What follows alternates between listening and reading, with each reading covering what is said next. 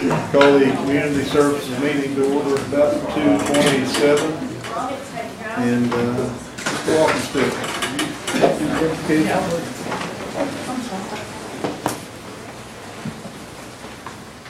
God, we just God, we praise you for this day, Lord. God, I just pray you just be with us today, Lord. Just make decisions. And God, we pray that they'll honor you, Lord. God, I pray for those who are sick and ill, Lord. Pray you just God, you just touch them, Lord, because you're the ultimate physician. And God, we just God, we praise you for so much. And God, thank you for your Son, Jesus Christ, going to the cross. It's in your name we pray. Amen.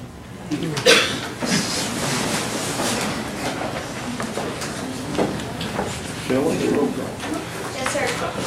Dick White. Here. Frankie Hargis. Present. Bill England. Here. Jack Baker. Here. Joe Bird. Aye. Julia Coates. Here. Jody Fishinghawk. Meredith Fraley. Here. Janelle Fulbright. Present. Don Garvin. Chuck Hoskins Jr. Here. Tina Glory Jordan. Present. Lee Keener. Curtis Snell. Here. David Thornton. David Walkenstick. Eric Allen Watts. On it. We do that with form. If I could have a motion for approval of minutes of regular and special session. Second. All in favor, say aye. Aye. All opposed? Passed. Reports for Marcia Lamb.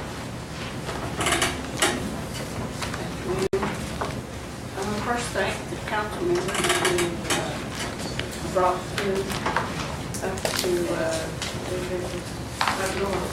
I understand you all stayed up all night, fixing and sweating.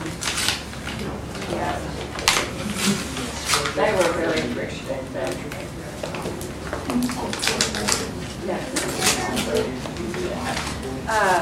The only thing I have to report is that we have received our second year approval for the Tribal Home Visiting Grant under CDC. And the first year we had to do a survey, and we've got that completed, and to determine what the focus would be, what county that would be in to start out with, and the three counties that we will be doing is Adair, Cherokee, and Sequoia, with plans to extend it after we receive our funding for the coming year, because it will be double. So we're excited about that. A resolution was passed by Intertribal to hopefully allow tribes to have the same IRS information that the state already has access to, and this will allow our child support to have access and information the same as the state will get. And the same resolution was passed in NCAI last meeting. So Intertribal has supported us in that. That's really all I have. Any questions? Yes, ma'am. Thank you, Mr. Chairman. On the clothing vouchers, the staff were outstanding, as always. We really appreciate all of them. I think they had to put up with Bewley and I at 2 different sites, Claremont and Collinsville. And they did it with grace. So we were kind of concerned. It seemed like the numbers were down and stuff. They are.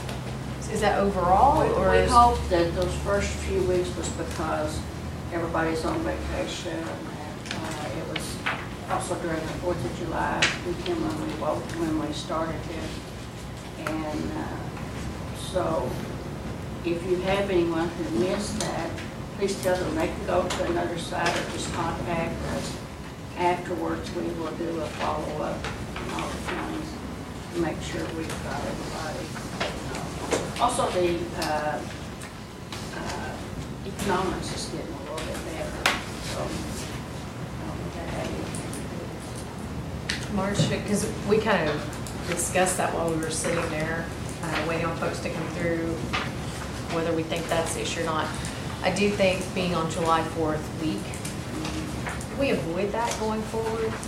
well, that's hard to predict because we have to coordinate this with the sites, and we have to do it when the school year's out. But I'll make a note of that, see if we can do it some other time. maybe start a little bit later in July when people are kind of back. Yeah. Have we hired a Rogers County elder advocate yet? Okay. Yep. I've sent it to people, so I don't know. Are the other elder advocates hired? Okay, so if there's even one, can we get word out about how people are supposed to reach them, even on those other counties, if we get phone calls? How's that work? The last interviews that we did for that area is one turned us down, and the other one made it plain to us that they were only there for less than a year, and she needed more money than we were able to pay. So we didn't see any use to find someone, so we would be in the same way. So we should, if we haven't got a panel by now, we should get a panel again, because we asked them to do another search for it. And we've contacted all the agencies and contacts that we have to Thank for that you. area. Thank you, Marcia. Thank you, Mr. Chairman. Wow. I don't know if anybody else has any questions, it was just mine, Marcia. Marcia, I did want to ask, did you have you gotten any feedback on the school voucher program from Stillwell? Wasn't today the day they're there? They were, I thought it was South today, but I know they were going south, so I'm not, it's not South, so it must be, no, I haven't. I just, Thank you. Ron Qualls?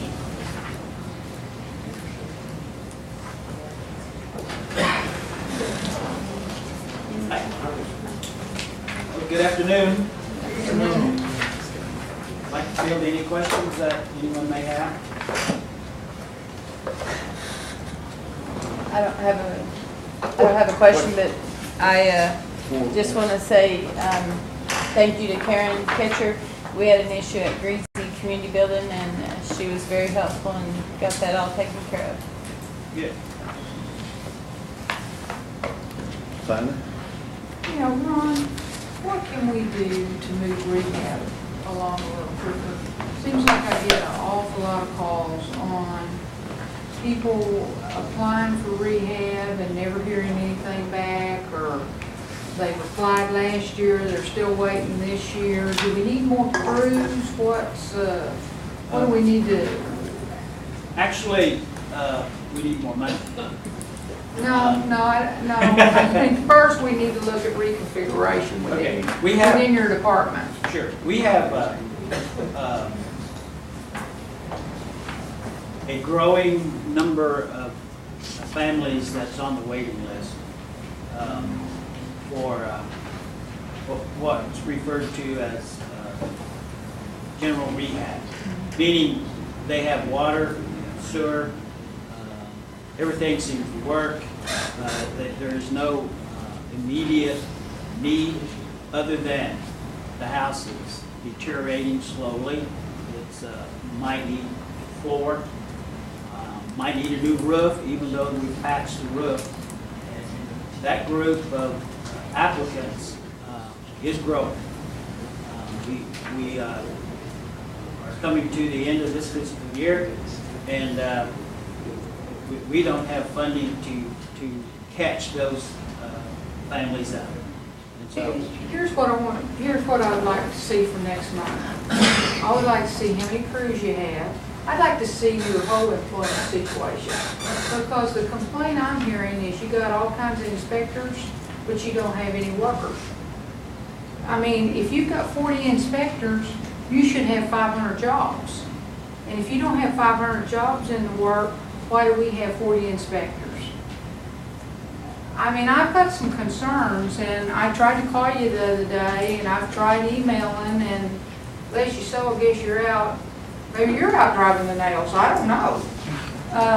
come in every day. But we've got people concerned, and you are right, it's not water and sanitation, although water and sanitation, we need to possibly think about going a little further back so that when the house is done, the water and sanitation is there and they can move in and they're not sitting there with an empty house. But that's another issue. This is really the rehab work that you were talking about. And I'm hearing, and it could just be rumor, and I hope it is, and I don't like to operate on rumor, but I've heard it from a half dozen different people that we got an awful lot of inspectors, but we don't have an awful lot of crews that are working on the houses. Well, if you don't have crews working on the houses, you don't need inspectors. And I hope you come back and tell me, Tiny, you were totally wrong on the configuration of my department. I hope you come back and tell me that. I want you to come back and tell me that. I want you to tell me I'm wrong. But if I'm not wrong, then we need to be looking at reconfiguring, throwing more money on top of that. If we're labor heavy, or if we're not configuring our department right to get the most work out of the people that we have on hand, then that's simple reallocation of duties. And if we've got people that think that they only do one thing when they could do more than one thing, I mean, I grew up in an era where you were a jack of all trades. You did everything that you were asked to do. Sometimes I feel like now that we've got a title for a person and they say, hey, that's all I do. Well, we all got to jump in here together and do everything we got to do to get this backlog taken care of, because these are the neediest of the needy people. And when someone calls you and says, hey, my house is flooded and it's been this way for a couple of days and I've been here and I've been there and nobody will talk to me and I'm not getting any responses back, I'm thinking, yeah, there probably is something wrong. Or when we have an elderly couple of calls and says, I applied a year ago for rehab or handicap accessible, I'm still waiting for someone to tell me what the next step is. And I don't like our folks getting told, well, you can come in and do this. Well, if they're handicapped, they probably can't get to town. Let's go back to the days where we were before, where we sent somebody out to their house to help them. We can get out of our office periodically, and if it's not in our duties, then it darn sure needs to be added to our duties. And I think y'all can probably tell I'm a little upset about this, and the more I talk, the more upset I'm getting, because we need to do some work on this area. And Ron, you and I have worked together forever. We've worked on all kinds of programs together. You know what I'm talking about. I don't think it's a question of we need more money, although you always need more money in this department. I know that. But right now, I think it's using what we have just a little bit better. Now, that's just my 2 cents worth on this. And I've talked to other council members, so this is, it's not just me saying this, because there's other council members here sitting here that we've talked about this very same thing. And I'm not getting on you, you're a good friend, but we've got to get more services out to these people in need. And you're on a department that's a hot spot. And we just got to produce more with what we have. And that may mean some folks that are in one spot may be having to do double duty. And I've already told some folks that have called me from your department, hey, you're able to do more than what your little job description says. Well, I don't want to do more than what my job description says. Well, you're going to have to take on more. We'll get you a report. Okay. Thank you. Ron, you have inherited some of this because you've only been with us, what, less than a year? Yeah. And you have, if you have those inspectors, and I've heard some of the same complaints, you're the executive directors, whatever changes you need to make, you got the council behind you to make those changes. Because that is a difficult area that you're in, but those people are the lowest, like you said, are probably income, and you got our support.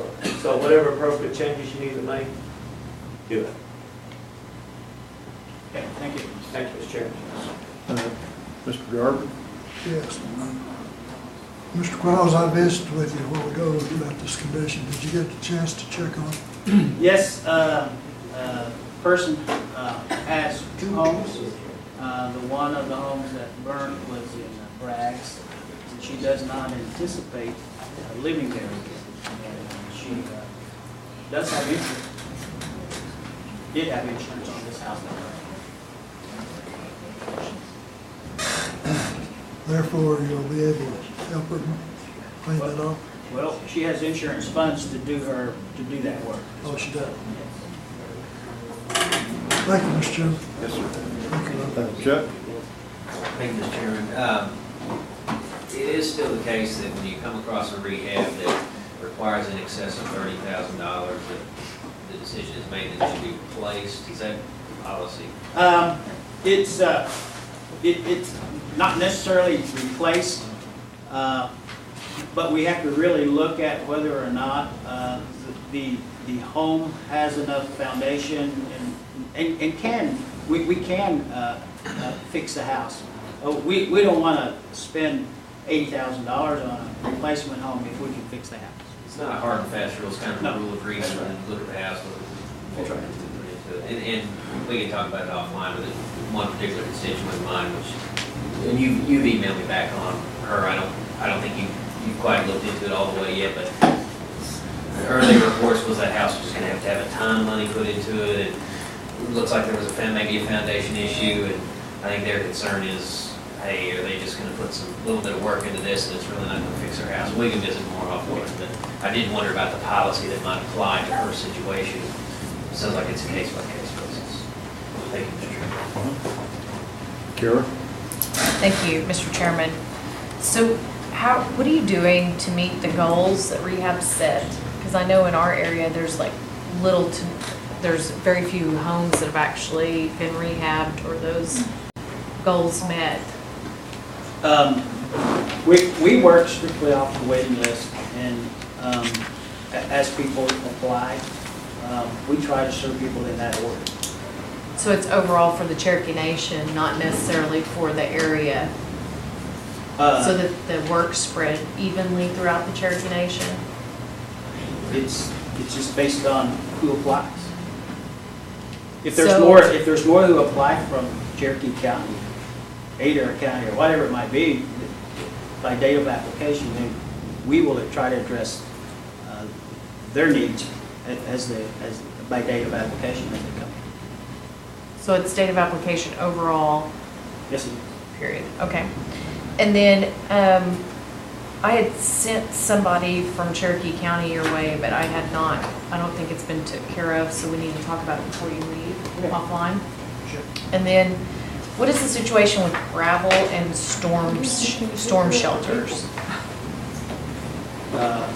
It's the same. The storm shelters, we pay the first $2,000, and then it's up to the family to pay whatever costs after that, and it's been running somewhere around $1,150 that the families have to come up. I'm not sure about gravel, what the issue is, if there is an issue with gravel. Well, I remember there was rumors, and it appeared to be true, that there were gravel that people could get for entrances or something. It's For their roads. Could you tell me some more about it? It's the part of the policy that's described as self-help. It's the same kind of thing. We can provide up to $2,000 worth of material for the road or for the entryway into the home. Is that Mr. Pruitt as well? Yes. Or Mr. Pruitt? Okay, thank you. Thank you, Mr. Chairman. David Watkins. Well, I have the same concerns that Tiny and Joe and everyone else expressed about the inspectors, the overload. And I know a lot of those inspectors are former plumbers and electricians and framers, and they have a lot of experience. And I think we need to expand on their job duties as well. Maybe that's all I have. Yes, Sean. Are there any way that you can get some of your people to follow up on phone calls? I have a lot of people that applies. We applied 2 months ago and never heard back from them. Or we applied and they said they called back and never had. We applied and they come out here and measure the roof and got a cost, but we never heard back from them. So can we make a policy, or you make a policy where that you call, your people call back at least weekly, or whatever, you know? We'll, we certainly can do a lot better job on that, I agree. We can follow up after the initial contact with the family and let them know where they are. Good, good. David Thornton. Yes, Ron, I know that we go out and visit a lot of homes that we say that need rehab, but, you know, it's not feasible to rehab those homes. And the funding that we have to replace those homes, do we work with Gary on that? Does he help us replace those homes, or do we have funding that starts to replace these homes? Yep.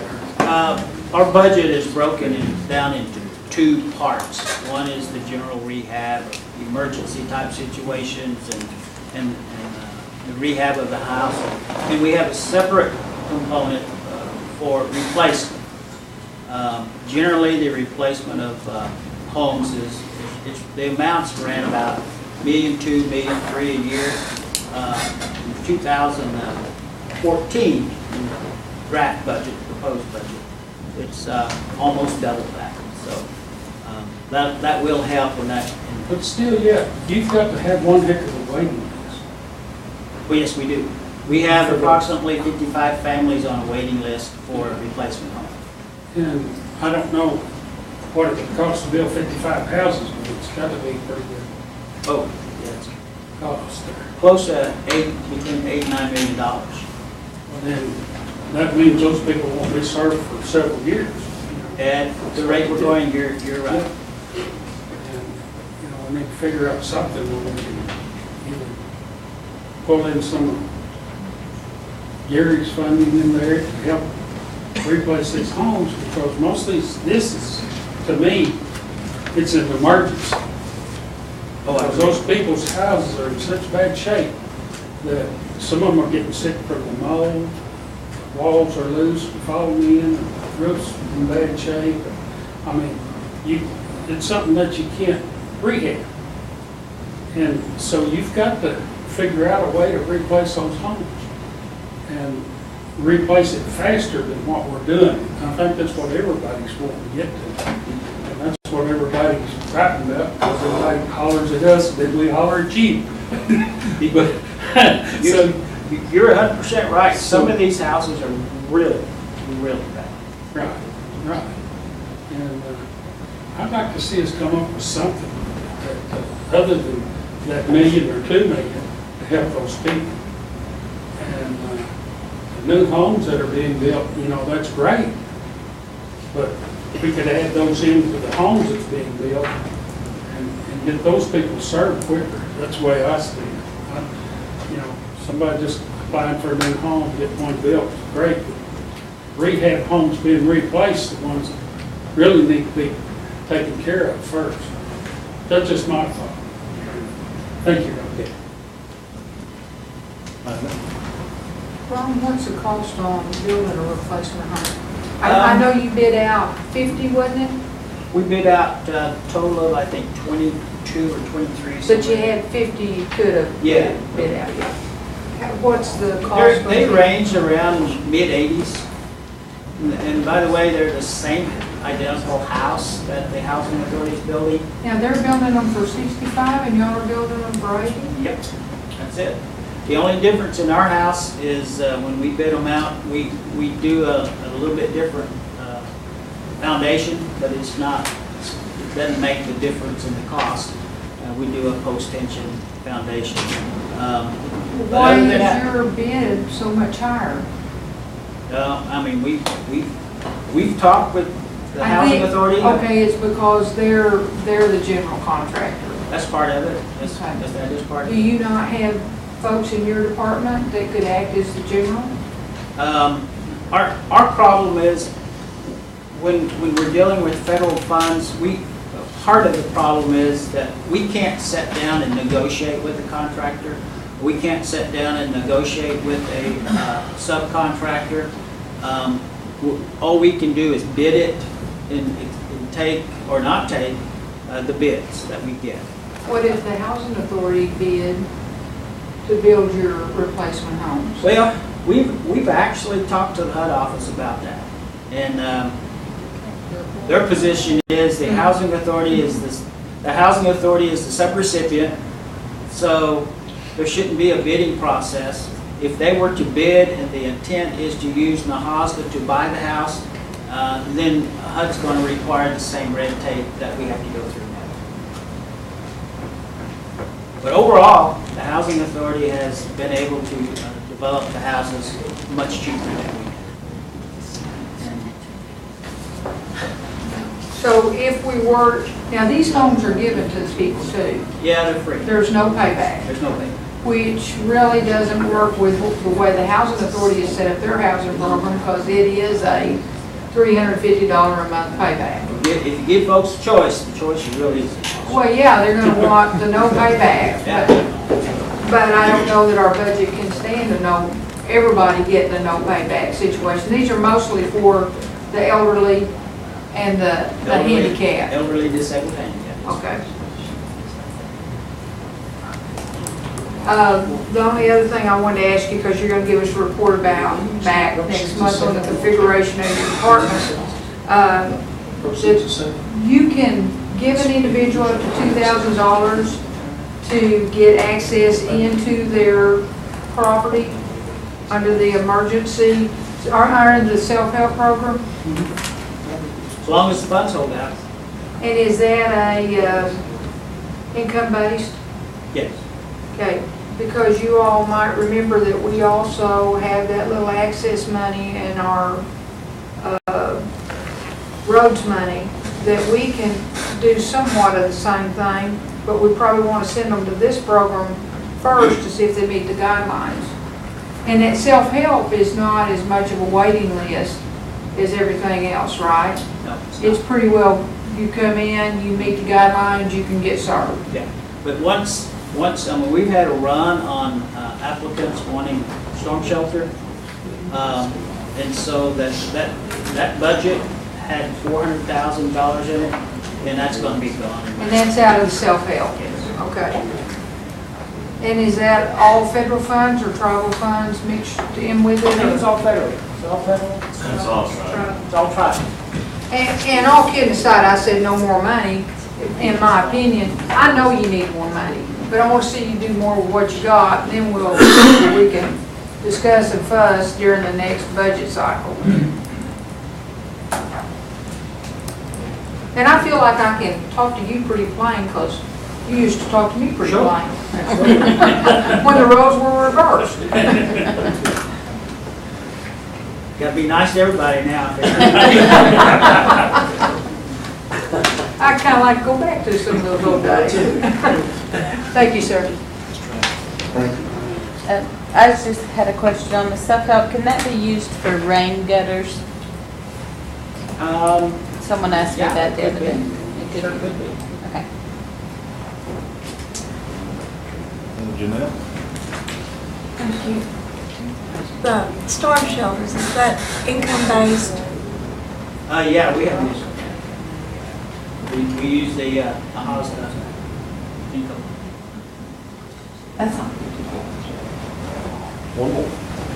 Hey, can you come up with a strategy on, the $25,000 difference of the $55,000 home that the housing authority's building versus the $80,000 home for the self-help? I think it was more like 65.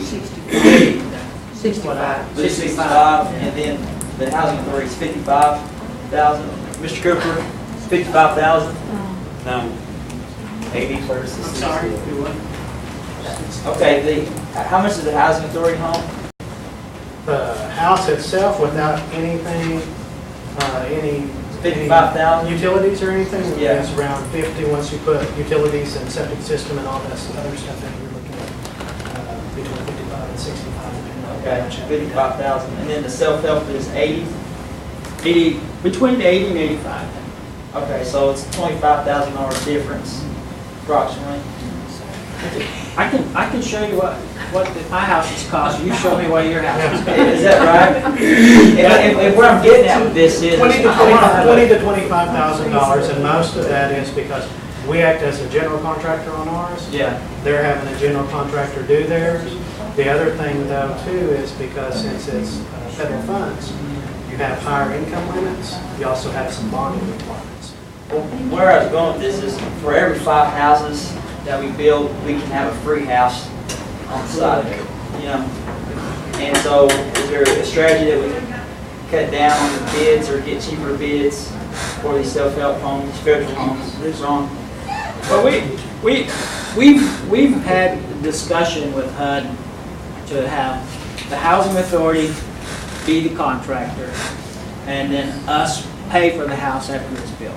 And the answer to that is no, you can't do that because they are the subrecipient and they know, we know we're going to use federal funds for this house. So HUD's position is all the federal requirements apply. All the environmental stuff, everything applies to the house. The end result is it's federal. So the end result is we're going to be paying $80,000 for a house. Absolutely. Okay, thank you. Yes. I want to get this straight here. You go through the federal programs, housing authority don't. So if the housing authority has to be using the proceeds of sale to build those homes, is that what you're doing? Non-federal funds. And you're not federally funded. Well, we are, yes, but not for the house, not on the houses we're building. We don't build those houses with federal Do you funds. build it out of proceeds of sale? Yes. Well, not proceeds of sale, but it's unrestricted funds. Well, last time I checked, y'all like 25 million proceeds of sale to build houses, right? I'd have to go back and look, but somewhere, there's two different classifications. We don't even have a classification of proceeds of sale anymore. That went away years ago. There's restricted and unrestricted funds, program income, and then The last time I checked it was which is there. But anyway, I have to check again. no, well, no. But it's called I don't know where unrestricted. all that money's going if it's not. But I can't, it's hard for me to understand if that proceeds of sale is federal funding. then No, you would have the to- proceeds you of don't have sale to is not federal Okay. funds. Okay. Then that's where you don't have to Yes. follow the guidelines. Yeah. Federal government. And that's why I say we don't classify it as proceeds of sale, it's classified as restricted and understand. unrestricted. You changed nothing. And that was based on a federal reg that came down several years ago. Okay. But do you receive any federal funds besides his to build homes? Not to build homes, no. Nothing? No. All of our federal funds goes to other housing programs, goes to the houses, the management of old mutual help homes, rural rental houses, our low rent apartments, Then rental the- assistance. The houses that you've built so far, you're receiving funding back into that fund. It's all non-federal funds. It's all non-federal fund, you get 300 something a month. $350 a month to pay back what money we paid out. If that makes. Plus, are you ever going to be able to, are you ever going to have another sale and get proceeds of sale? Or we don't call it proceeds of sale, it'd be something else. Do you have a sale every year? No. 5 years? No. 10 years? What happens is some of the mutual help houses, as they pay off, part of that funding goes back into there. And then the part of it's classified as program income for other types of houses that pay off. Well, where did that 25 million come from? It was years worth of, basically years worth of what was saved up and never used for houses that was built previously underneath the mutual help contracts that had paid off. And a portion of that payoff has been classified as proceeds. It's a pretty complicated issue, but we've I'd like to see the paperwork of it. See how it comes back for next year. Okay, thank you. Ron, when you bid these homes out, the replacement homes, are they bid out one at a time or in groups or? It varies, groups of 5. And we've actually bid houses that individual houses to try to spread the work around. And so if we bid 10, who's the lowest bidder on not as the 10 as a whole, but each individual house could be awarded that. I was just wondering if maybe if we had a general contractor that got 5 or 10, they might cut us a deal. Or 20? Yeah. But, all right, that's just. Tanya, did you have another question? Just one last question. Are you talking to Wayne Sims, is that who you're talking to? Would he let the housing authority build the house and then let y'all buy it? Just outright buy it? I mean, you find houses periodically that you buy with federal funds. So what if you just periodically found these right houses to buy from the housing authority? We tried that. We went to college with Wayne Sims, and I know he's pretty conservative. I even asked Wayne the hypothetical, what if CMB does it? Because CMB is not the Yeah. recipient. Well, CMB is still, the tribe is the stockholder for CMB, so There's got to be a therefore all of the way. federal requirements apply. We need to have just a little sit down with Wayne. Hey, I can get a meeting anytime. I don't know if I could Really, bring him here, seriously, but- no, we go to Oklahoma City and talk to him. And we could do that. But really, we need to talk to him because that seems very, I mean, there's got to be a way to save that $15,000, $20,000 because every 3 houses, you're building another house. Okay, thank you. I can send it. Okay, thank you. I love it when my lawyer wants to find a way through the briar patch without getting stuck with something, you know what I'm saying? Thank you, Ron. Okay, thank you. Mr. Cooper, you're already there. And actually, Wayne was at Intertribal last week, and we had a good visit with him. But Ron and I tried every possible way we could. But if y'all want to take another run at it, we'll set something up. And we'd be certainly willing to. I know that y'all got these before, y'all had asked about them. The income guidelines for Nahasta, I think you got them electronically. You want a hard copy?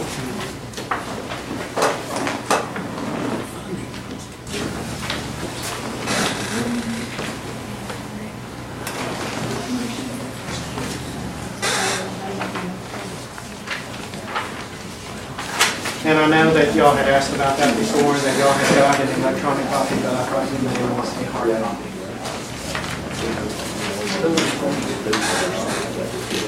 And I'll be happy to answer any questions that anyone has.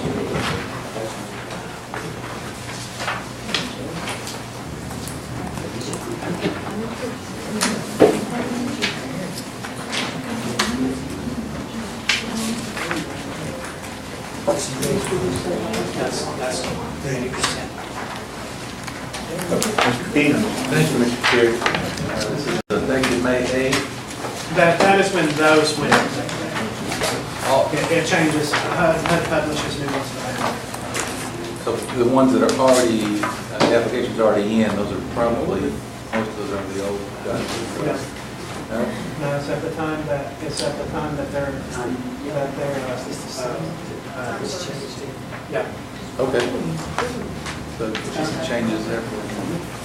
Okay, thank you. Thank you, Mr. Chair. Jeanette? Thank you. I've got a comment for your department. Councilor Thornton and I, we get some very disgruntled people that they start off like, I'm mad at everybody down there in that housing office, and they name off this one, this one, this one. And they get through telling your story, and you're thinking, well, why in the world are you mad? We've given you rental assistance all this time, and you're going to get a new home. It's just not everything panning out on their timeline. You guys have to deal with some very unreasonable people. And they keep calling me over and over, and I say, and he said, I gave you your phone number, number in there. So you guys are to be commended for patience, because we get some calls, and I think, sit down and listen to what you're saying, you know? I think we've been very, very generous and good to some of these people, and just, people can be very ungrateful if things just don't work out the way they want it right that second, so. And we certainly try to do everything that we can do. Doesn't always happen. So you're doing a good job. We appreciate it. I know what you have to take because I hear it. Any David, other? quit giving them my phone number. He quit giving them mine. Yes, sir. How often does this change? Usually about once a year. I think in the last couple of years, it's been the road. They got the electronic copy. It changes a few dollars almost every month. Sometimes it even goes down. It went down a little bit this year from the last time. It was just a little, not much. Okay, thank you. Thank you, Mr. Chairman. Anybody else? Do you have an announcement to make about houses being led? Yeah, we have hope- several contracts. Several contracts going on up north we put out for bid. And probably this week, there'll be some more going out for, I think just about every one of our counties that hadn't been bid out before down south. So we're talking about Delaware and Mays County. What I looked at was combining counties to kind of shrink the area down instead of saying everything up north. We're looking at Delaware and Mays County together, Ottawa and Craig County together, Nowata and Washington County together, and Rogers and Tulsa County together. To kind of shrink down the area that someone would have to travel. And I know that Delaware and Mays County, I think it was posted for bid the end of last week, and I believe that there was somewhere in the neighborhood of 34 houses. 34. And this is the first round, and then as we get these going, we'll go back in and do a second round. This is looking at what we have in the pipeline right now that we're working on right now today that we anticipate that we will be completing, probably by the next few months. When does the round start for Craig and Ottawa and Nowata and Washington? All of those, I have all of the counties, Delaware and Mays County, Nowata and Washington County, Craig and Ottawa County, Rogers and Tulsa County are all being bid out either post week or Being this week. bid. Okay, Yeah. thank you. Yeah. I think Tina, Frankie was, I saw some hand raised right here. Deb? Do we have an update on the Stillwell project yet? Have we made any progress on that? I think Michael and I have visited, I think we need to visit. Well, let's do it. Let's get something. with Michael afterwards, and we'll see if we can find out some information.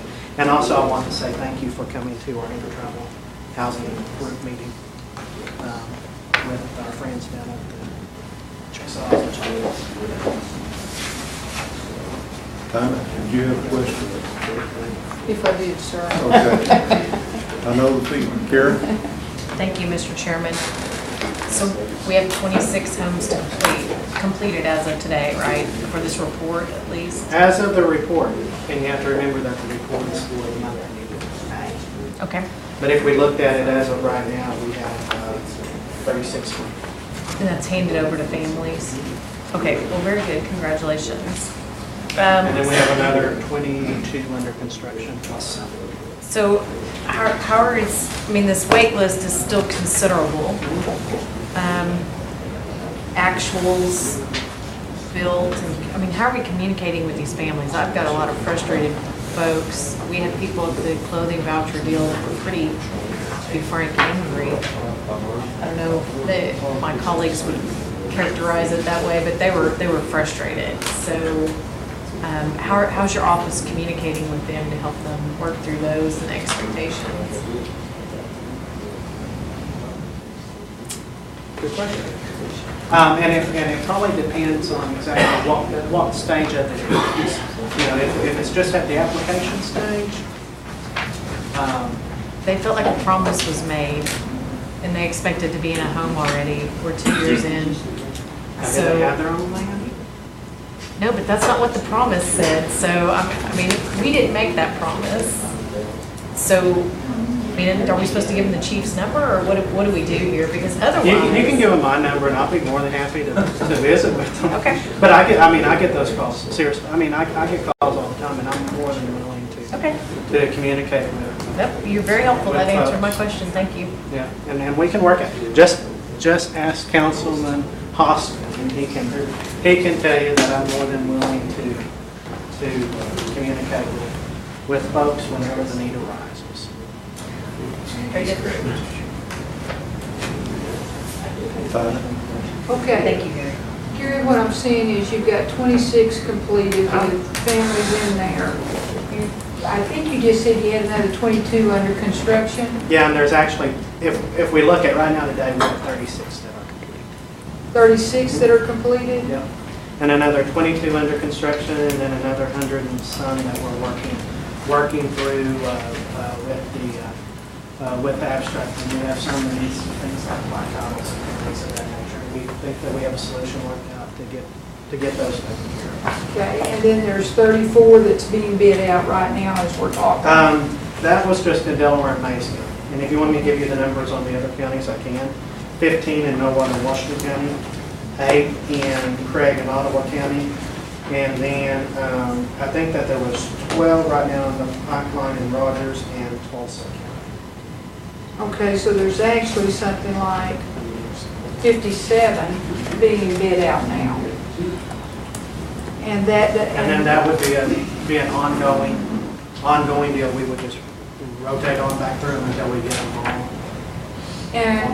And that doesn't take into account all that's been closed through the title process. You're just going to keep adding now. So it looks like you could do a better job of putting on a graph really where you're at. We could, but now a lot of that didn't start until after I would say after Memorial Day. You have to remember that this report that you're looking at is based on May 30th. Well, I knew you were trying to get your program up where your loan package match your house that's being built so that there's a assignment process down the line. But what I'm seeing is you've got 36 completed, 34 being built, 57 being bid out, and then you start from the closings that you've got done, you're just replenishing that.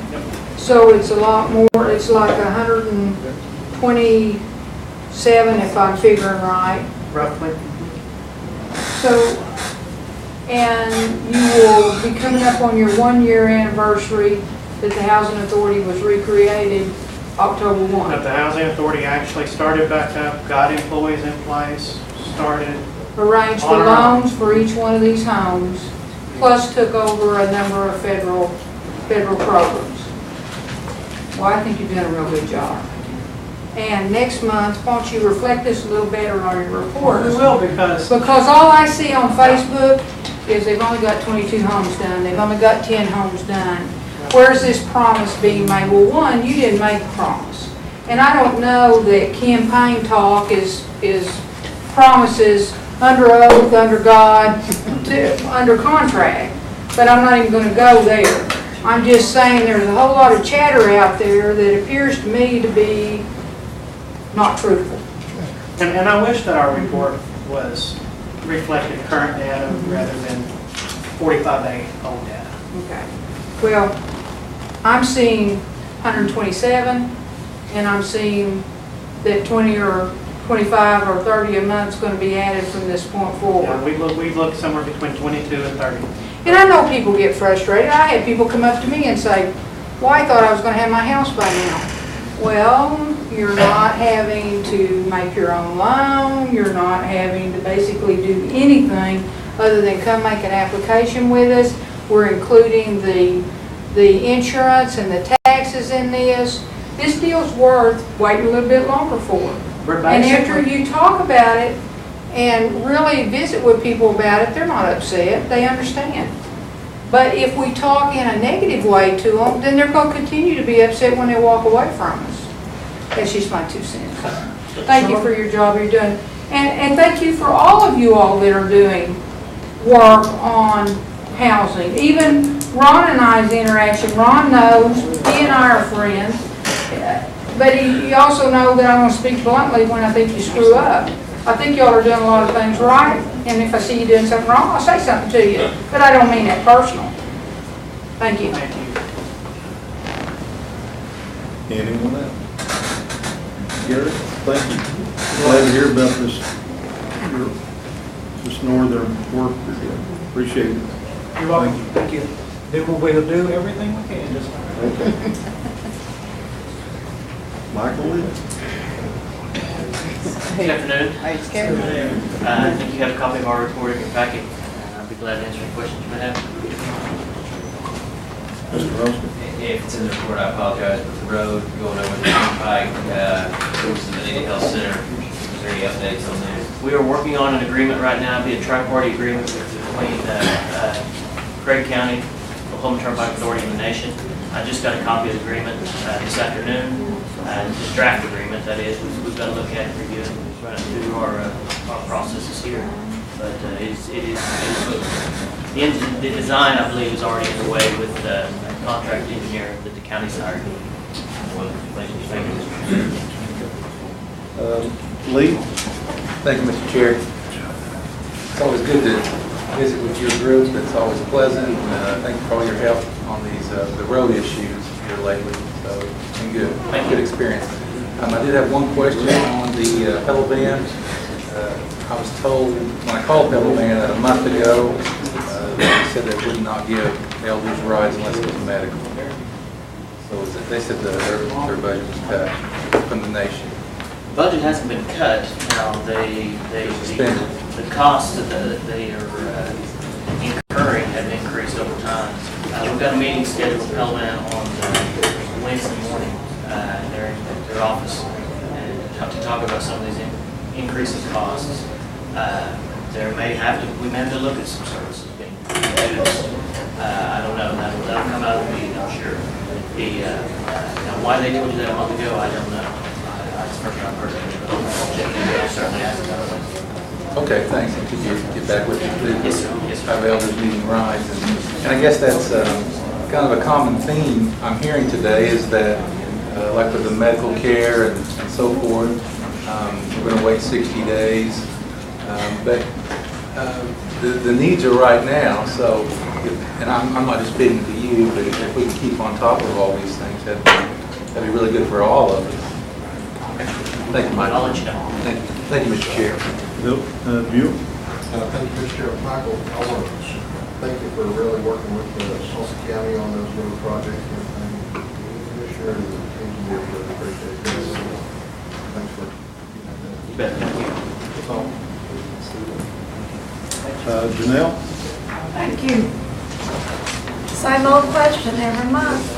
What about the road from the downtown Nycut to the bridge? I don't see any progress. I went up and down it 15 times last week. You're trying to wear it out, aren't you? Right. Night and morning. It's in process. It's going to happen. The county got that detour built, and that actually helped us in building that detour. Helped us out, but it's going to happen. The update on it, I don't want to check here real quick. Well, I've been seeing the big tile out there by the road. I don't know if it's for bridges, water lines, or what, that's been laying there 2 or 3 years. Those are there from the first project. Remember, I don't know if you That remember. failed, yeah, I remember. You remember that well, okay. Those were there from the first project that we had out there. That's what those are. It says here we're waiting on the engineer's stamp and signature on final plans, and this will be fair back in June, so at the end of June, I mean. And so we're waiting on those, and we're going to get that out to bid. Well, like I say, I went over there 15 times in the last week, but my constituents go over it every day, you know. It's 20 miles from my house, but we have a good time camping at Bradley Ford. Okay, we're just inching along. Okay. Thank you. Joe?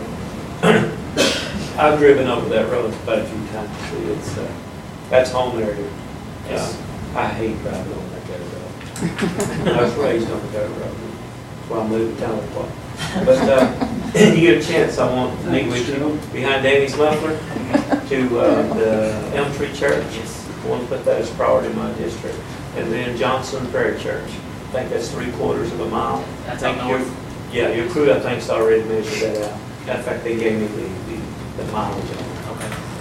Thank you. I'll talk to you about it. Okay. Thank you, Mr. Chairman. One more time, Michael, what monies is it that does not carry over so that the council can be advised if they've got any money in their accounts they need to prioritize it? On the feeder road, the motor vehicle tax money? Yeah, I think it all carries over. I'm not aware of any of it not carrying Okay, over. so it will all carry over, the bridge money, the big pot, and then the small pot too, that will all carry, they don't have to clean that out once a year. It seemed like one of those we had to use. I don't recall, no, Okay. I've always carried forward. In fact, this body is the one that determines whether Okay. they carry forward or not, so, Well, if we didn't, we probably wanted to. yeah. Okay. Okay, then the second question is, the other half of that fence down at the cemetery. I need to follow up with the county commissioner on that. He was working on it, he know that he went and got some measurements. He might have got busy. I'll follow up with Commissioner Ballard on that. We're gonna go down to the corner post of their land. Yes. Okay, all right, if you'd look into that, I appreciate it. Will do. Don't guess we got any further on Albert and Lost City or Lost City Road, or we still, Design's underway. Yeah, design's underway on both of those. The Grace Southern and it's not called Grace Southern there, but that's what you call it. Grace Southern Road, that's what it's called out in the community. And Lost City Road, they're all designed. and on the Mud Valley Road, that's on the list. Yes. Okay. We just submitted our TIF today to Federal Highway Administration to you today, July 15th. We transmitted that this morning to them. So we're still waiting on approval. It's not officially on our so-called list until they approve it. I just don't know how we haven't had somebody killed out there, because you know how narrow it is. And we still got, one day we had bicycles on one side and runners on the other and cars meeting each other. I mean, we had them jumping in the ditches and, there's pretty deep ditches there Yes, they too. are. Okay, thank you. That's it. Thank you, Michael. Hannah Knight. Good afternoon. I do just have a couple of things in addition to my report, and that is the MAP policy was signed for $25,000, so that's been implemented and in process.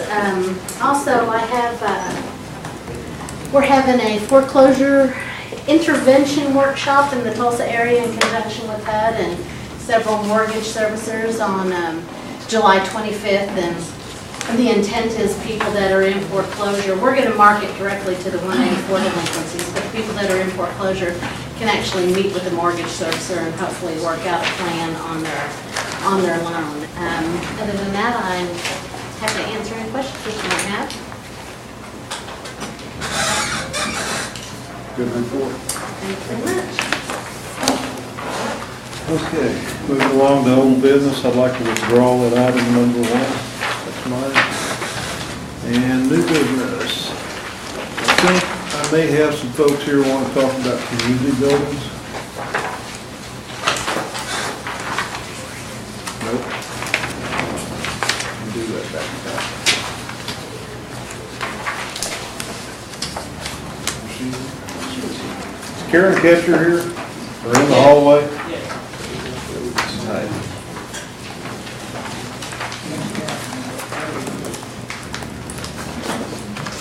Karen, would you like to come forward and talk about community buildings for us for a little while?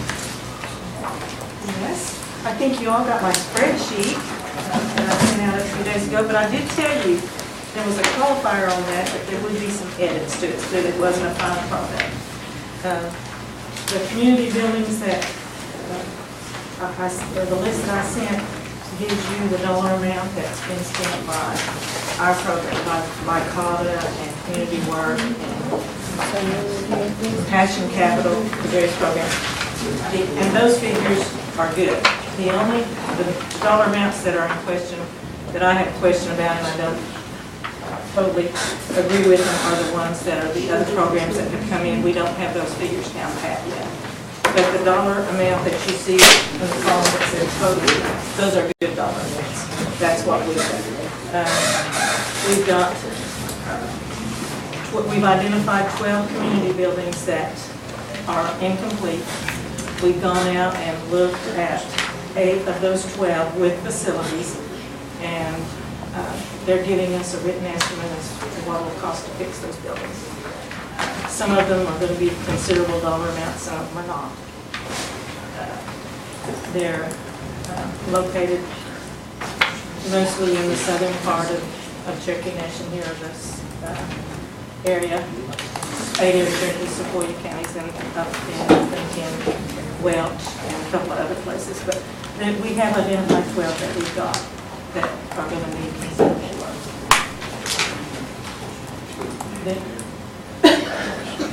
Did you say Welch? Yes. We don't own that building. Pardon? We don't, I didn't think we owned that building. No, we don't, but we've got a considerable investment. It's got a lot of money in it, and it's not being used. Yes. And you found the one in Welch, is that correct? The red bar. I couldn't find it, did you have your? Yeah, Karen, those 12, are they on this list of 35? Yes, they are. Can you tell us which ones they are that they're not finished? Yes, I can. Brushy is one of them. Well, give us the number if you don't care. Let's see, is that on the list of 35? I don't know which. Brushy, number 26. Okay, somebody said Brushy was number 26. What are the other 11? Rocky Mountain. Okay. Now, I'm going to tell you that Brushy, and there's another one on here that's not showing, and that is the one at Ryan. 2 of these are going to be completed this week with the help of the volunteers that we have here. They've been down there working for 2 weeks, and they will have those 2 community buildings. Okay, so there's really 10 that's not finished. So, Yeah. so Rocky Mountain comes off? No, Brushy comes off. Okay. Rocky Mountain is still on. UG, let's see, and that's actually, it's 23. And then Kenwood Education, that's the ballpark and the community. 33. Project A. Project what? A. Project A. That's Number 22. Well, you're gonna have to print this bigger for us. I know. What was that number? 22. 22. His Buy-in Charitable Trust. Number 20. 20. The Red Clay Society.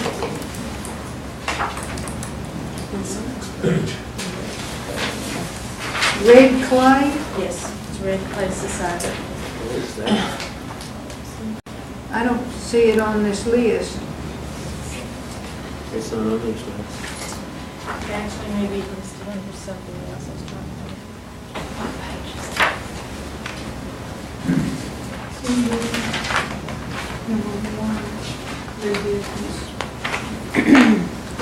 Red Clay's not on this list. Is there any other name? You see it? It's actually one that is built in a floodplain, I believe, and there's been some issues with it. What community is it? It's in Delaware County. It's in Delaware? Yes, it's in Delaware County. Well, what if we write that one down? What's the next one? Breezy. Youth facility. There's already a one building completed there, but there's a youth facility that's incomplete. Okay. And then the Welch, the Pumpkin Fest, the one that's listed at Welch. Is it on here? Yes, it is. You see it? Is it called something else? Pumpkin Fest. Pumpkin Fest. Was it called something else?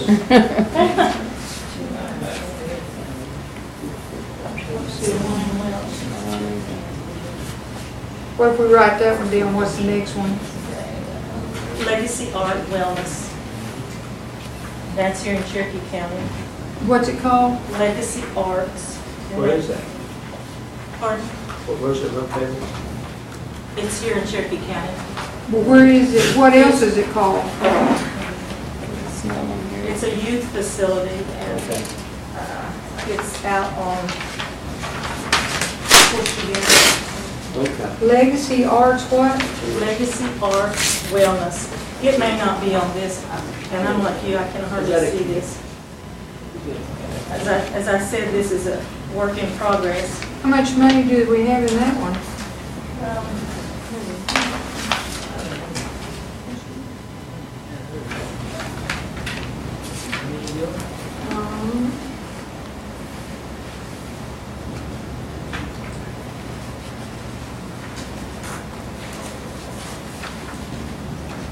We have $53,384 now. You have $53,000 and something out on Horseshoe Bend Road Yes. called Legacy Arts. Yes. You know where that's located at? I mean, Yes. I actually took a trip out there. That's one of the buildings that we went to view. Well, maybe you need to take the trip with us so we know where it's at. do they actually meet, they have meetings out there and stuff? It's kind of abandoned. Oh, Yeah. It's abandoned. Well, can you find the paperwork of how they got the 53,000? Yes, we have a file on that. We would Yes. like to know a little more information on it. Okay. I can give you, as a matter of fact, I've got them gathering together these that we have issues with or that are incomplete. A file, a collective file on it with the deeds, the money, what we gave them the money for. and Do that we type of- own this? We don't own the land. That's one of the issues that's come up. What? A lot of these, some of these we don't have, we don't own the land, we don't, so we have actually no control over them. I've got 10 on here. Karen, what's the other two that you got there? Christie.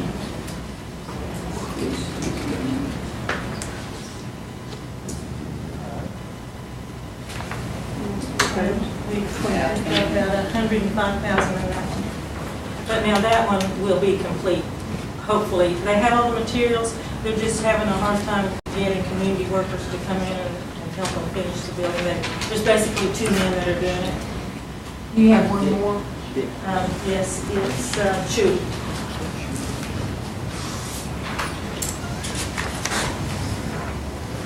And these are some that we've been working with facilities. And he has staff that may be able to help us complete these buildings. Chewy, they need a lot of help out there. Because even their electrical is bad. Yes, they're having problems with. Now, you said there was 2 that will be finished today or tomorrow, and one of them you said was Brushy. What was the other one? Lion Peace Center. Lion Peace Center? Yes. Okay. Okay. Thank you, Karen. That's good information. I did want to tell you that our volunteers are here this week and that they're doing a lot of good work out there. They finished, we had 36 projects. We hoped to have 55, but we only wound up with 36. But we put 2 of the community buildings in there so that they would get those 2 finished. And they completed 10 of the projects last week, and these are on elders, disabled, and handicapped. And they've got 1 already finished this week. 2 community buildings should be finished this week. But they think that they will have all of the projects finished by the end of the week. So that was good news. And I do want to say that the rehab staff, we utilized 6 of the rehab staff, the inspectors that they had. They went up because we have these jobs scattered all over, and we need somebody at each one of the projects. So what we did is we co-partnered with them, and they came out and worked as a supervisor, helped us with each one of those projects, and they were a big help. We could not have done it without them. and we have 30 buildings insured. Any questions? $10, how much is it gonna cost them, if I could ask? How much is it gonna cost them next year? It's $10 10,000, is that right? That was 25. Or $25 for each 10,000. So if they've insured their building this first year under you all, say for 100,000, then they need to save up $250 for next year. Okay. Because I've had some questions about that, and that's still really cheap insurance. And they got the first year free, is that correct? Okay. Thank you, Karen. David Walking Stick, and did anyone else have any questions? Did I see some hands go up down there on the end? Go ahead, David. Okay, so, looking over this list, like, we invested money into projects that we don't have any ownership over or anything, or no control, we just put money into them. We have a policy in place, like say like Lost City School. Say that we want to go in there and we want to renovate that and turn it into a community building. Okay? Now, an individual owns the land. What is the policy on us of, before we dump money into it, like what needs to happen before? So the Cherokee Nation has some type of rights to it of using the facility, right? There are agreements in places, and there are leases with, in some instances, and in some instances. Okay. That's one of the things that we're trying to get a handle on right now. That's why I'm going through reviewing each one of the files to find out. And hopefully the report that you get in a month or so will show you whether it's an active organization or an inactive organization, one that's still functioning or one that's not. There's some that are on Cherokee Nation property. There are some that are on property with leases on them, 25-year leases, and then some don't have any leases at all. Yeah. Now, for instance, I talked to Ron Qualls about this, but Boone Not Baptist Church, they're wanting to put a basketball court in by the church for the community, kids in the community. Well, like Ron had mentioned that the church has to do something as far as make an agreement with Cherokee Nation where we can use the church for a community activities. Is that right? Yes, and there's some MOAs in place for that.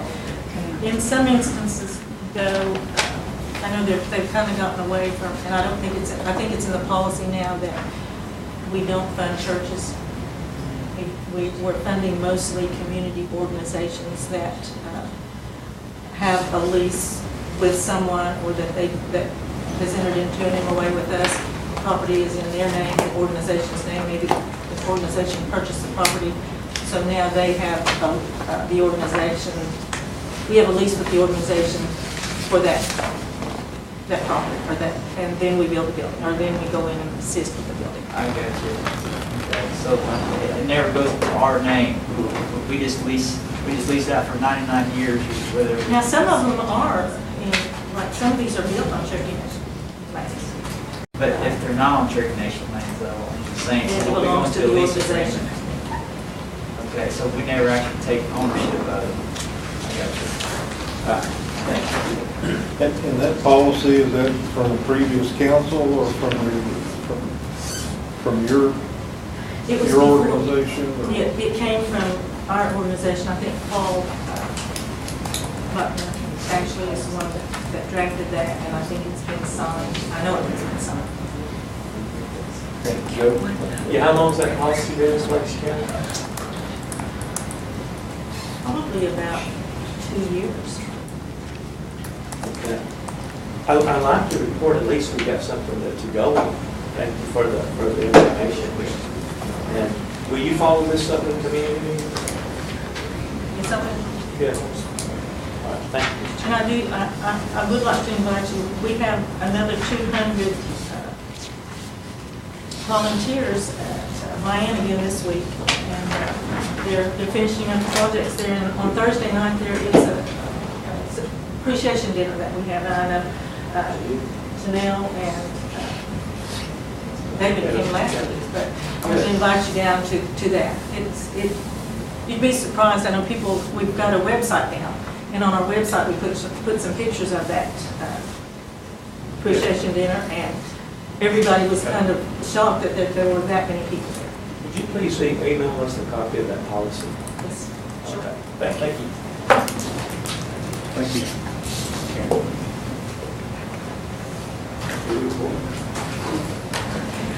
Let's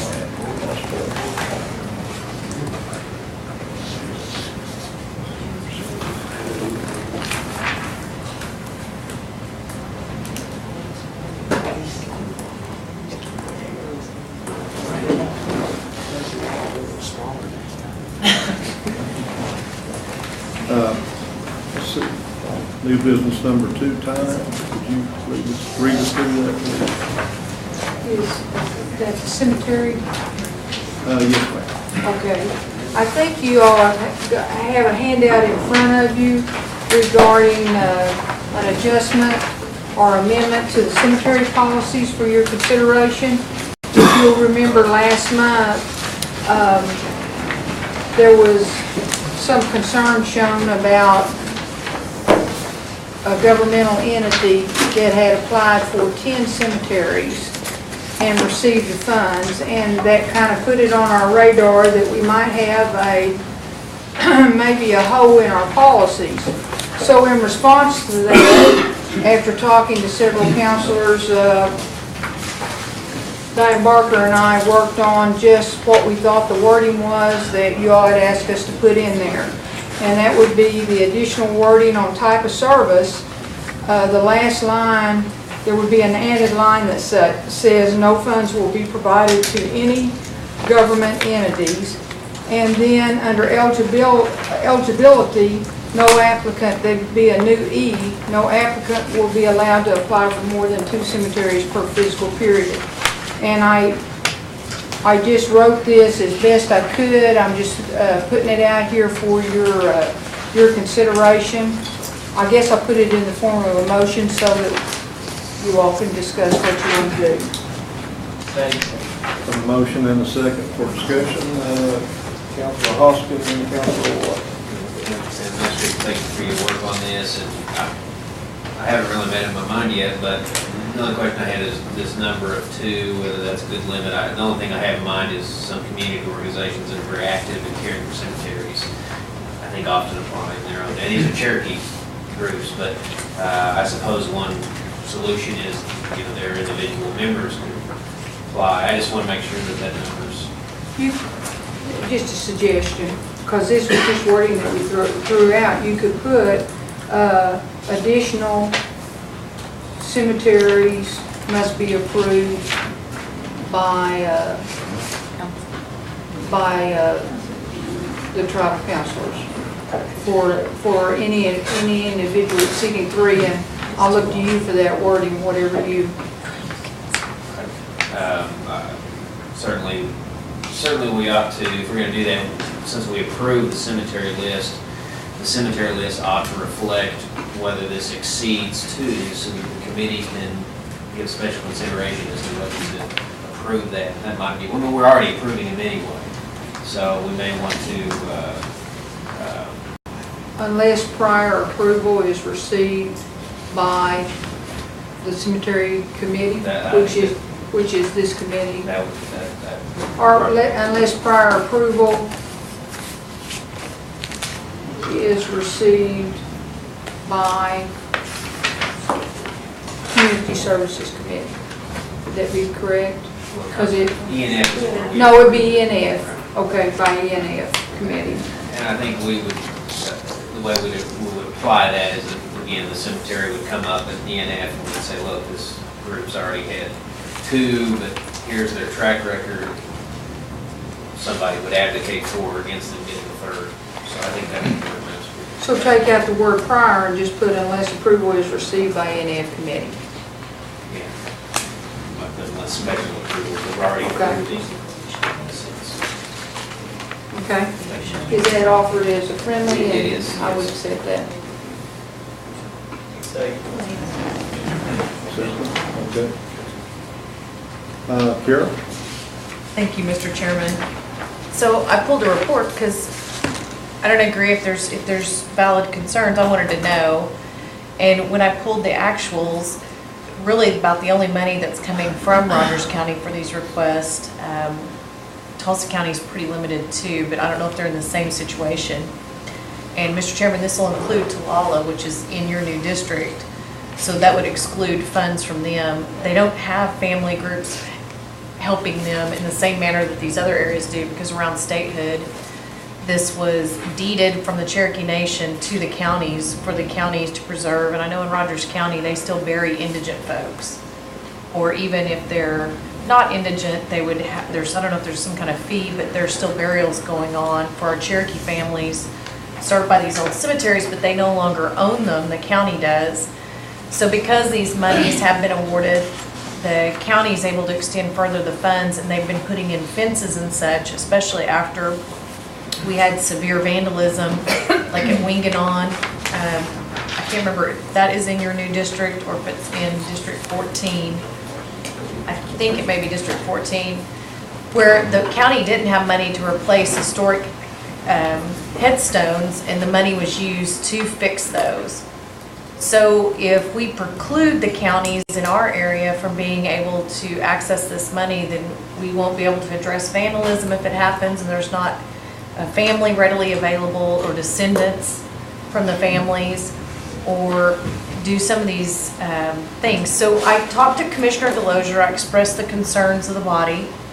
He wanted to come do a presentation, but when I realized that it was coming to a head for this Monday, I didn't get everything together to have him here. So I don't know if the body, because if it's going to change, it's already done. Those are already processed. They're in the works. There's no new ones. We can hold those off. I will vote to hold them off.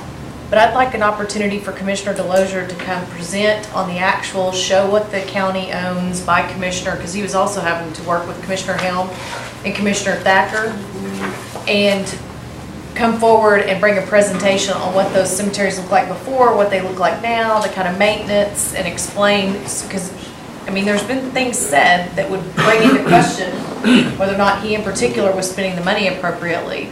So I think he needs an opportunity to present to this body and answer questions directly.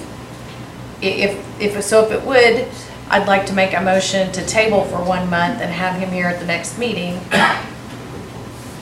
So I'll make a motion to table for 1 month. Motion to table in a second. Any conversation? Questions? No discussion. Okay. All in favor of the motion, say aye. Aye. All opposed? No.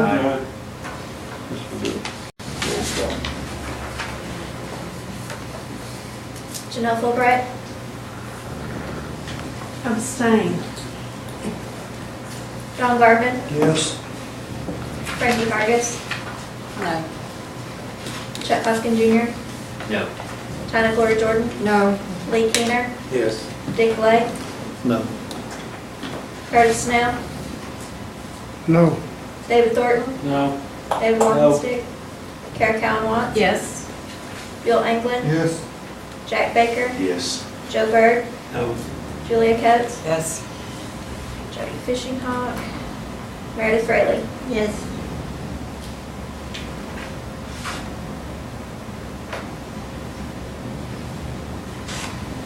We have 7 yes, 8 no, and 1 abstention. Motion fails, so we'll just continue on. Okay. If I may, if the chair can say this, before I go on to the other folks, I don't have any problem with somebody helping our cemeteries. The problem I have is with the state of Oklahoma receiving our funds when in fact they should be paying for the care of our cemeteries. They took them over at statehood. They haven't done their job. And those are my thoughts. Anyway, Don? Thank you, Mr. Chairman. The last paragraph, funds allocation, shows 9 districts, should be changed to 15. I'll put that in form of amendment.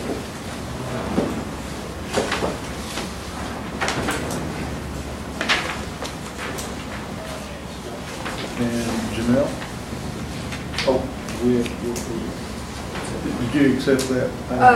Actually, we took that off the old one, Don, and we struck that because everyone draws out of the same pot and we just replenish as needed.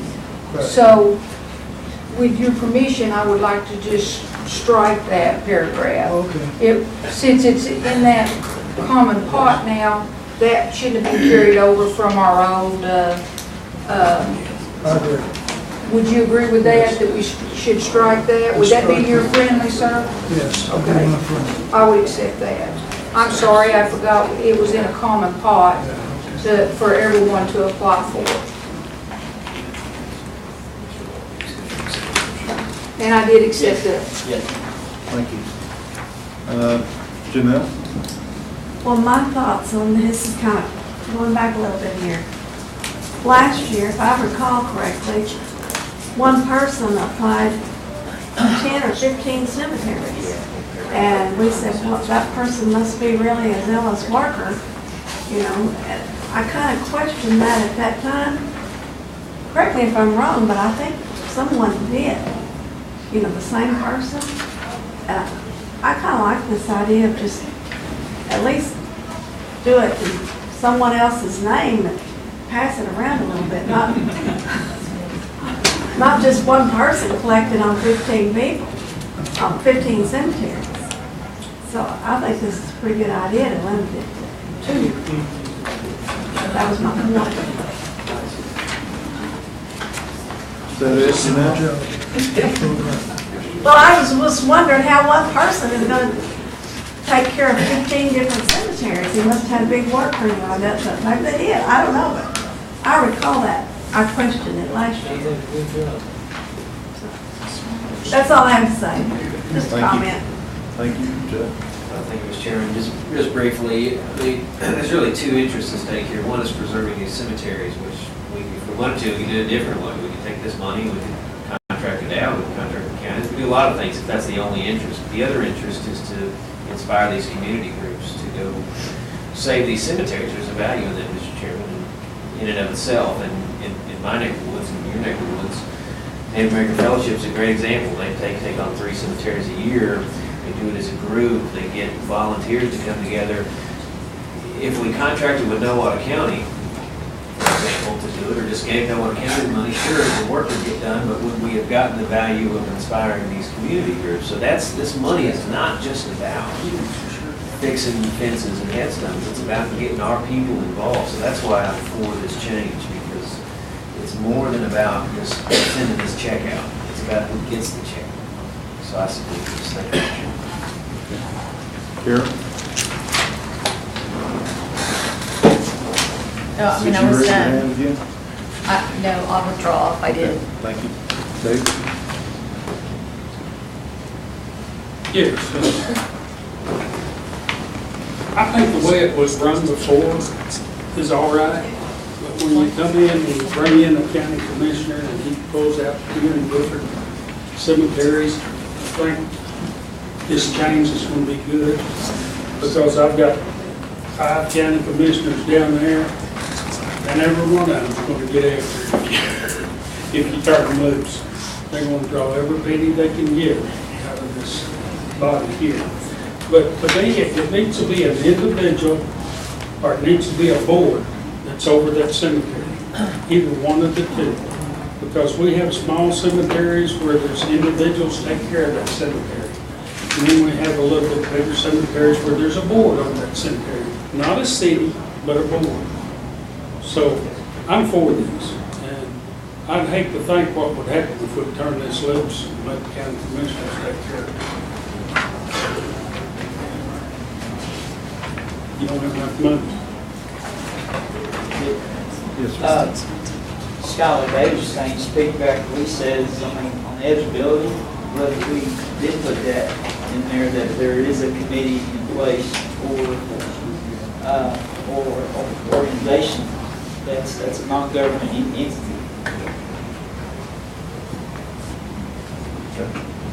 Any thoughts? Well, here is my concern.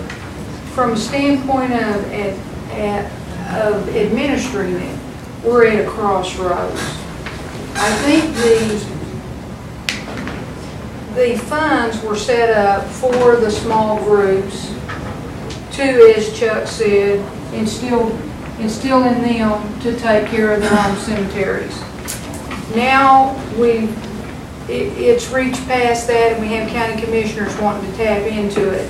We have spent or allocated this year $65,000 to this project. We have 14 counties. You have 3 commissioners to a county. Now granted, maybe there's 1 or 2 counties that may not cover all the county commissioners. But if every commissioner, that's 40, well, let's just say it's 40 commissioners. If every commissioner wants $5,000, that's $200,000, folks, and there's no money left for the organizations that you have. No, I might be wrong. My Eddie might not be right. You got 40 commissioners at $5,000, because that's what this last one took. That would be $200,000. Yeah. So it's whether we want to let it all go to commissioners, or we want it to go to the small group of individuals that have been taking care of the cemeteries. I just need direction from the standpoint of telling Gail what we need to do. We don't have $200,000 to put in this account. I can tell you that. I can tell you if one commissioner gets the money, all commissioners will want the money, because they will all talk amongst themselves at the very next commissioner meeting. This won't be a secret. Now that one's got $5,000, and I'm not saying that individual did anything wrong. In fact, we did check that, and we do know that those 10 cemeteries are owned by, they were given to them as statehood. Well, I went and checked a number of cemeteries in my county. They're also supposed to be taken care of by county commissioners, but they're not doing it. Little community committees are doing it, and those are the ones that are going to stick with you when there's no money to take care of it. They're going to keep on going out there and mowing. They're going to keep on going out there and picking up the trash. But will a commissioner do it? I don't know. It's debatable whether they'll be able to continue to do it when they have roads and other projects to do. I'm saying we're just at a crossroads. You all just need to give us direction. Do you want this to become a pot where county commissioners apply for the money, or do you want it to continue to be a pot where the individual organizations apply for the money and take care of their community cemeteries as best they can? I'd like to make a friendly amendment to this. Kind of what Chuck said. Our objective is we do want our people and communities to take care of the cemeteries, not a non-government entity, which they should be, but they're not. So, would you have a friendly amendment that we say a committee, a cemetery committee, or a non-government organization be present over the cemetery, or something for you? Yes. Yeah. My only observation is that we actually have a lot of individuals who, on their own, go out and do these things, and particularly when we're limiting it to 2, unless they get special permission. That's manageable, in my opinion, for an individual. And I know there's folks in my neck of the woods who, they don't have a committee, but they've got an individual who's very dedicated, and they present all their receipts, and it's very transparent. So I guess I'd suggest that the limit, excluding government entities, is good enough for now. So that's my opinion. I wouldn't mandate a 4, just because you're going to exclude some folks who've been doing this for years. Well, it goes back to accountability. Not everyone is transparent and honest. I mean, there's stuff that goes on. We all have people or hear stories about mowers missing and gas being on, whatever the issue is. Anyways, I think, well, I guess right now we can go on this non-government entity. Later on, we can just look into maybe adding a committee or organization. That's all. Thank you, Chair.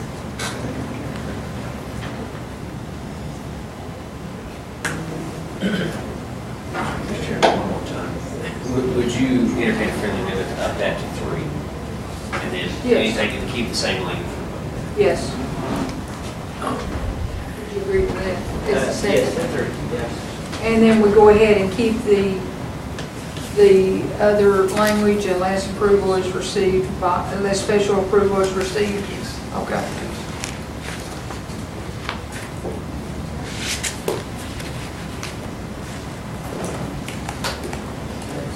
That it?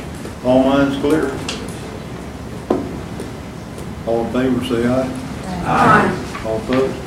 Aye. Roll call.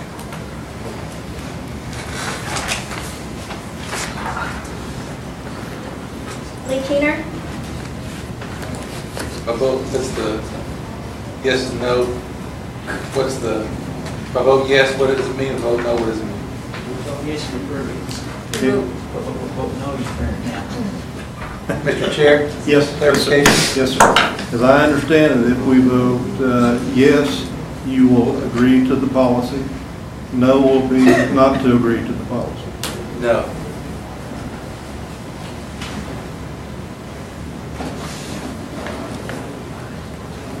Dick Lay, Yes. Curtis Snell, Yes. David Thornton, Yes. David Walkingstick. Yes. Kara Cowan Watts, No. Bill England, Jack Baker, Joe Byrd, Yes. Juliet Coates, No. Jody Fishingcock, Meredith Fraley, No. Janelle Fulbright, Yes. Don Garvin, Yes. Frankie Hargis, Yes. Chuck Hoskin Jr., Yes. Kyla Gloria Jordan. Yes.